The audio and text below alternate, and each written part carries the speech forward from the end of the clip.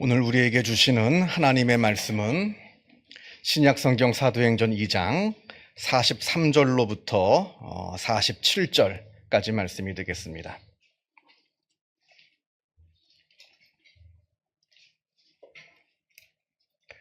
제가 가지고 있는 성경으로 신약성경 190면에 있습니다.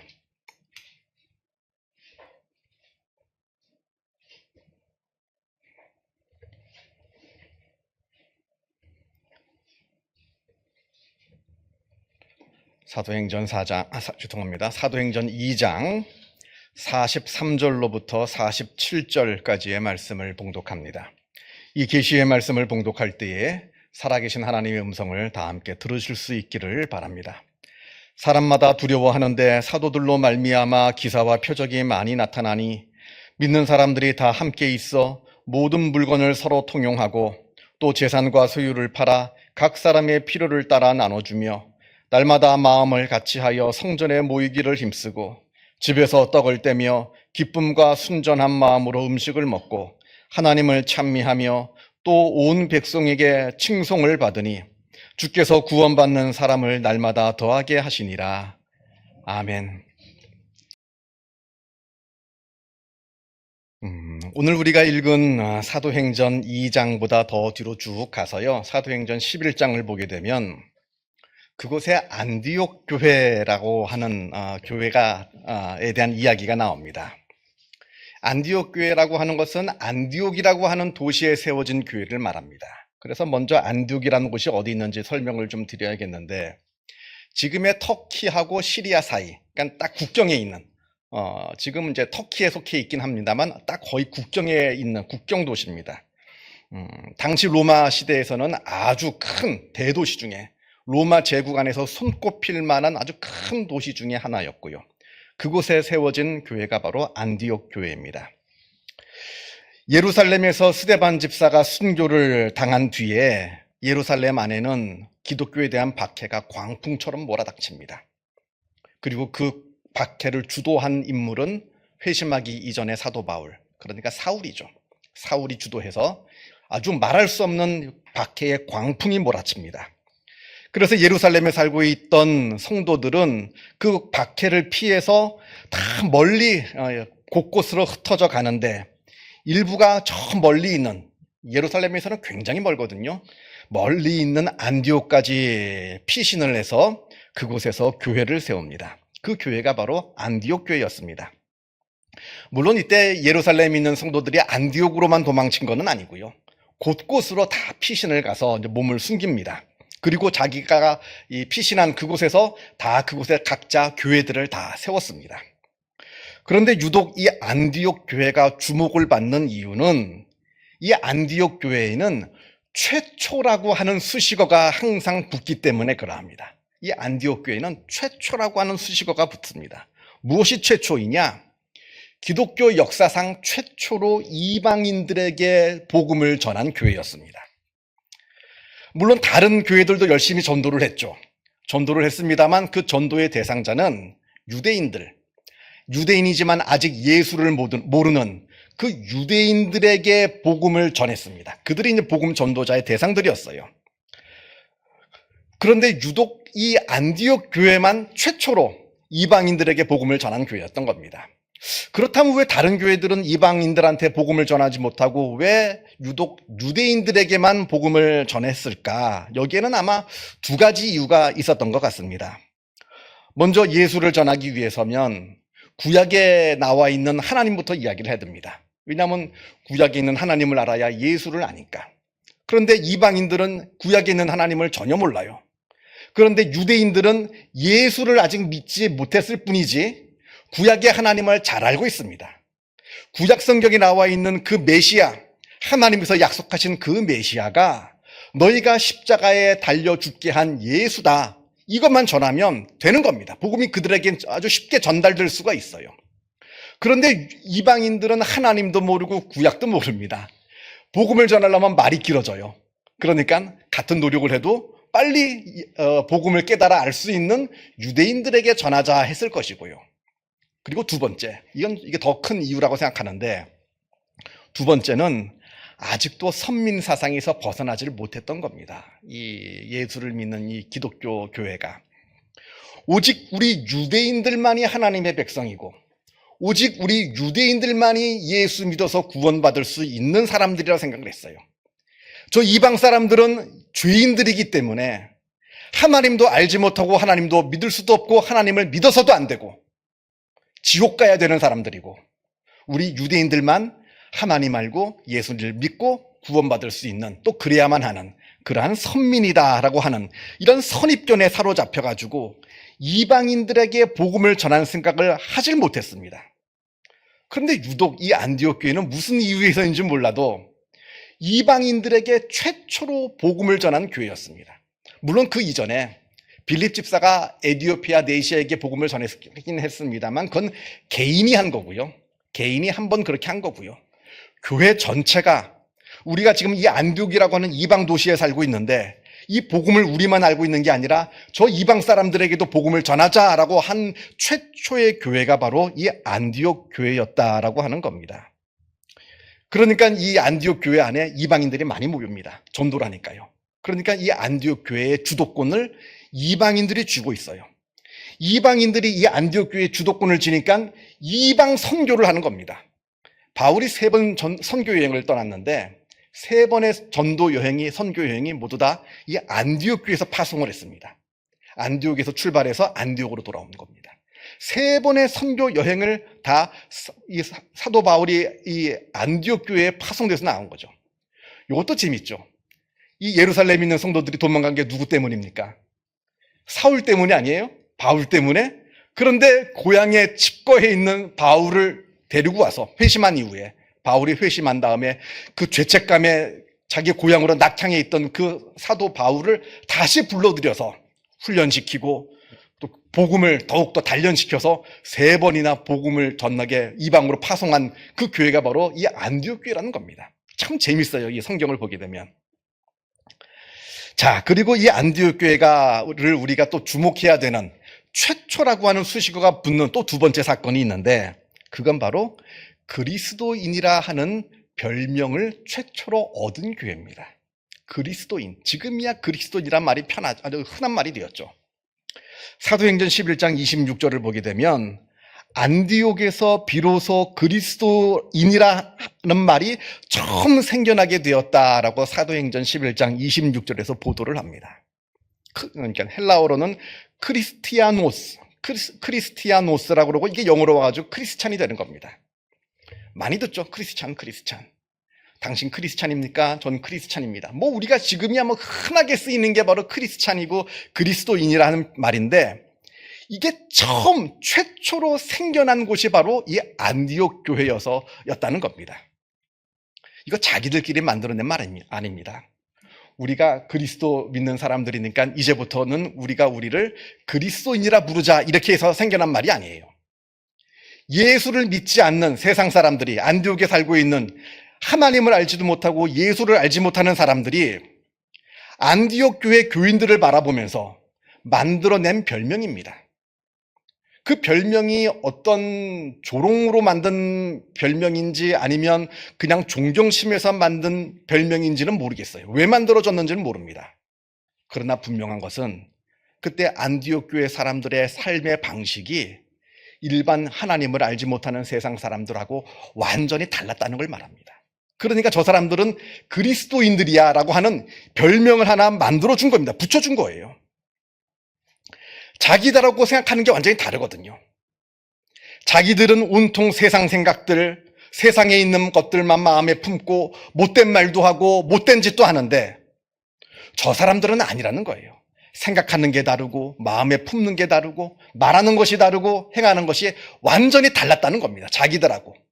그러니까 어쩌면 조롱 섞인 표현일지도 모르고 어쩌면 존경에 대한 표현일지 모르겠습니다만 어쨌든 그 사람들을 보면서 저 사람들은 그리스도인이야 라고 하는 별명을 만들어 준 겁니다. 도대체 그때 그 안디옥 교회 교인들은, 그 성도들은 어떤 삶을 살았을까요? 도대체 어떠한 삶을 살았길래 세상 사람들이 그 성도들을 바라보면서 저 사람들은 우리랑 다른 그리스도인이야 라고 하는 별명을 붙여주었느냐 하는 말입니다.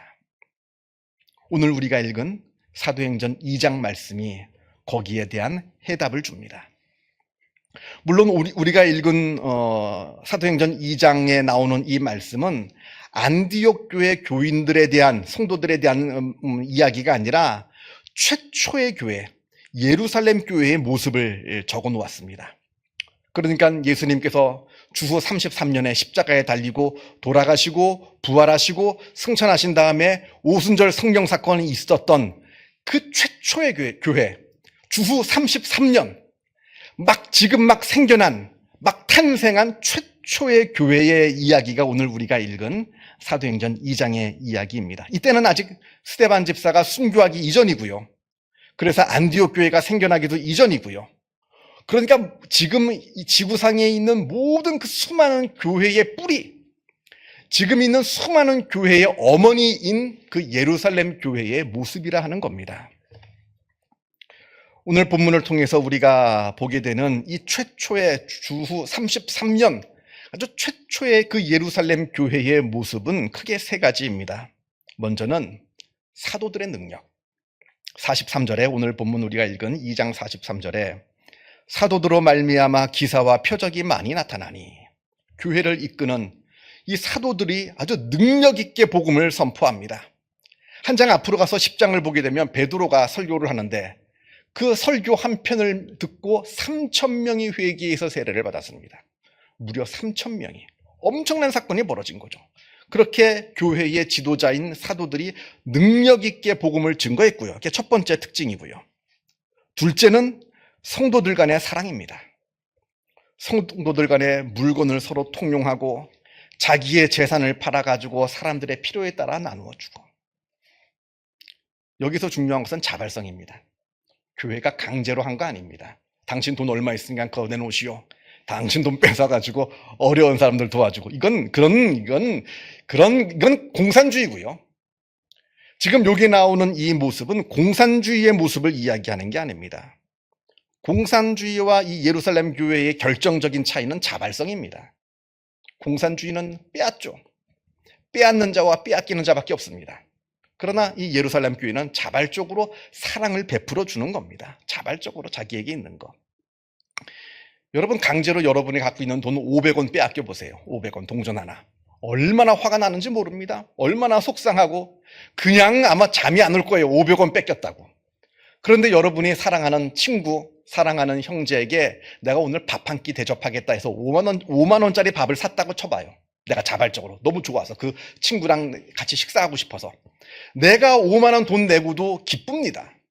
이게 자발성과 강제성의 차이예요. 지금 이 예루살렘 교회 교인들은 빼앗겨서 그 돈으로 사람들 나눠주는 게 아닙니다. 사랑하는 마음에 자원해서 우리 집에 이것도 있고 저것도 있는데 저 사람은 없어요.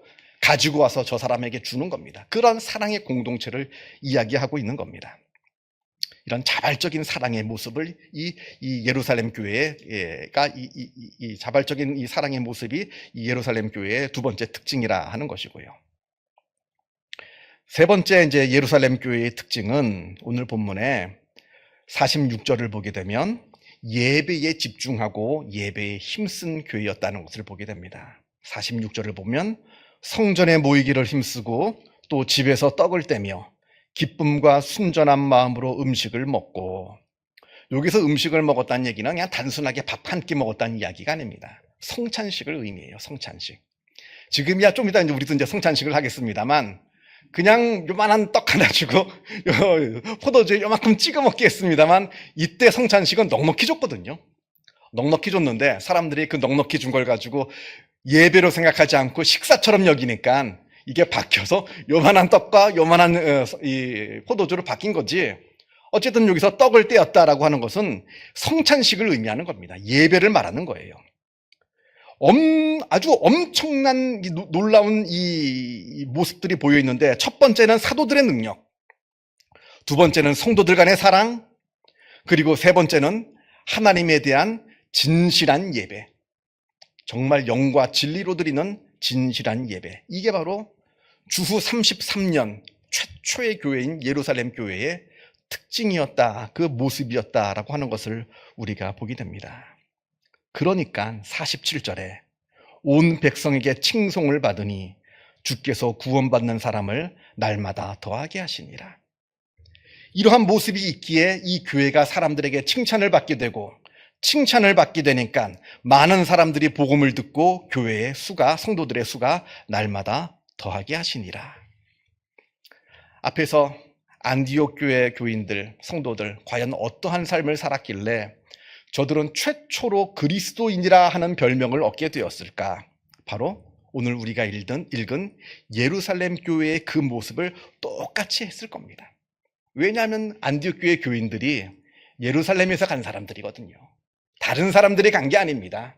핍박을 피해서 예루살렘 교회에서 이러한 삶을, 이러한 신앙생활을 하고 있는 그 똑같은 사람들이 그 멀리까지 가서 교회를 세우고 예루살렘에서 했던 것처럼 똑같이 예배를 드리고 똑같이 사랑을 하고 똑같이 복음을 전하고, 그러니까 그곳에 있는 안디옥에 있는 예수를 알지 못하는 사람들이 안디옥 교회의 교인들의 그 모습을 바라보면서 감동을 받아 저들을 그리스도인이라 불렀다는 겁니다. 완전히 자기들과 삶을 다르게 살거든요. 자기들의 생각에는 온통 물질주의적이고 쾌락주의적인 생각만 꽉 들어차 있는데 저 사람들은 신령한 것을 생각합니다. 내 말에는 온통 못된 소리, 나쁜 소리, 아주 남을 험담하는 소리, 그런 말로만 가득한데 저들의 입 가운데는 칭찬하는 소리, 겸손한 소리, 또한 남을 섬기는 말, 위로하는 말이 넘칩니다. 나는 늘 방탕한 삶을 살고 있는데 저들은 거룩한 삶을 살고 있습니다. 완전히 다르거든요. 그러니까 어떤 사람은 놀리는 마음으로, 또 어떤 사람은 존경하는 마음으로 저들을 그리스도인이라 불렀다는 겁니다.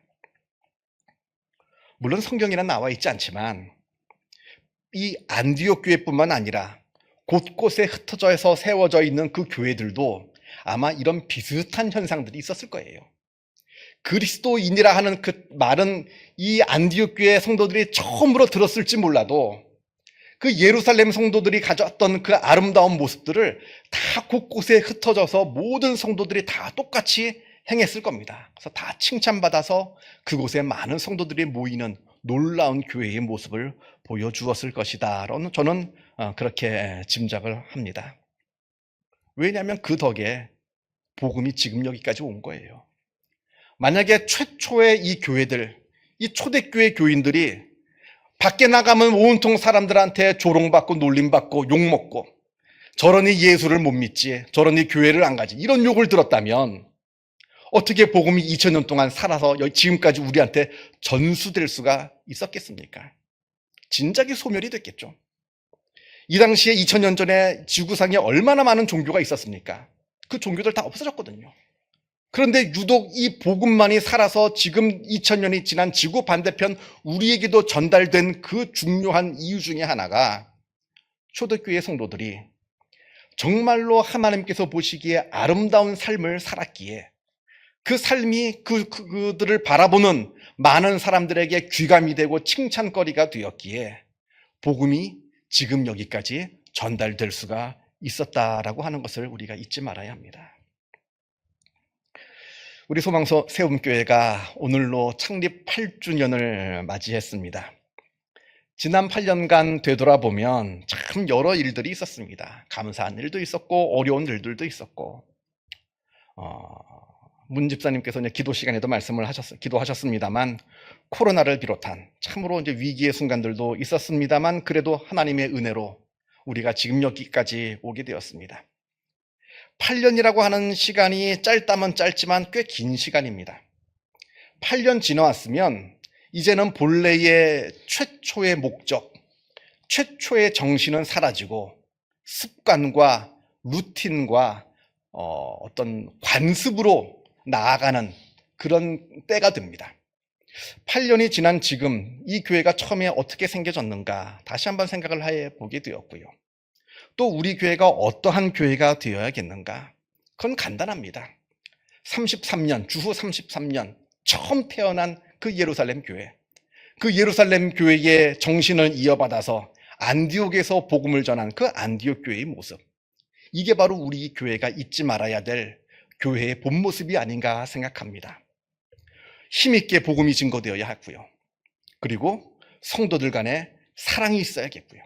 세 번째는 무엇보다 우리가 영과 진리로 하나님께 예배드리기를 게을리하지 않는 그런 교회가 될 때 우리 교회가 하나님을 알지 못하는 많은 사람들에게 칭찬받는 교회가 될 겁니다. 또 그로 말미암아 그들에게 놀라운 복음이 증거되게 될 겁니다. 예루살렘에서 또 안디옥에서 벌어지게 된 그 놀라운 역사가 이곳 위례 땅에도 이루어지게 될 것이라 하는 겁니다.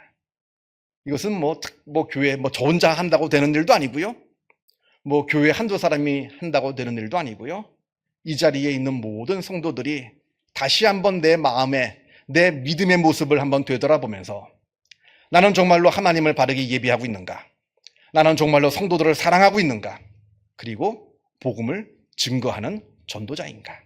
한번 늘 자기 자신을 되돌아보며 이 예루살렘과 안디옥에 그리고 초대교회에 있었던 그 놀라우신 하나님의 은혜가 2000년이 지난 오늘 이 시간 이곳에도 동일하게 있기를 주님의 이름으로 축원합니다. 기도하겠습니다. 사랑과 은혜가 충만하신 하나님 아버지, 이 교회를 8년 전 이곳에 세워주셔서 이 교회를 통해서 또한 부족합니다만 하나님의 놀라운 역사가 이루어지게 하여 주심에 하나님의 은혜에 감사를 드립니다. 지난 8년을 되돌아보면 하나님께 감사할 뿐이고 또한 하나님께 부끄러울 뿐입니다.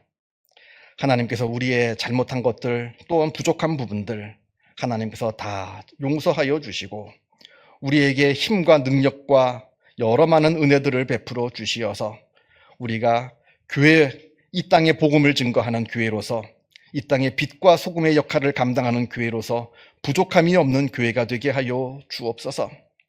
온전히 우리 공동체 안에 하나님을 온전하게 예배드리는 그 예배의 모습이 있게 하여 주시고 비록 적은 성도의 수이지만 서로 진심으로 사랑하는 사랑의 교제가 있게 하여 주시고 또한 우리의 말을 통하여서 입술을 통하여서 또한 우리의 삶을 통하여서 복음을 세상에 증거하는 참되고 아름다운 모습이 있게 하여 주옵소서.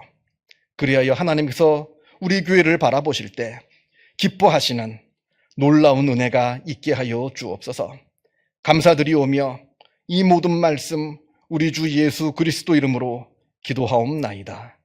아멘.